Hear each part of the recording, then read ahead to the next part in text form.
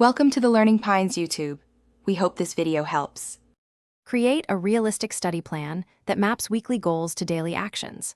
Schedule focused study blocks of 45 minutes with 10 to 15-minute breaks between sessions to maintain concentration and reduce fatigue. Prioritize high-yield topics and allocate at least 25% of weekly time to pathophysiology, pharmacology, and clinical assessment. Set specific goals for each block: 1 chapter review, 30 practice questions, and a 10-minute summary or outline to capture key concepts and prevent passive rereading. Switch passive reading to active learning by using practice questions and flashcards.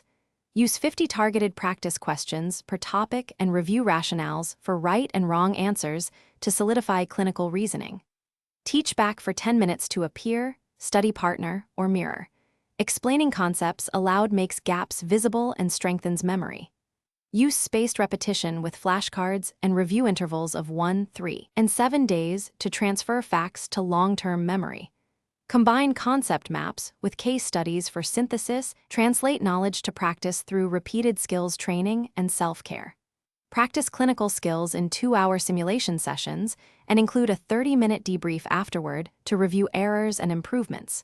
Use checklists and repeat procedures 5 to 10 times until mechanics and safety checks feel automatic under time pressure. Prioritize recovery.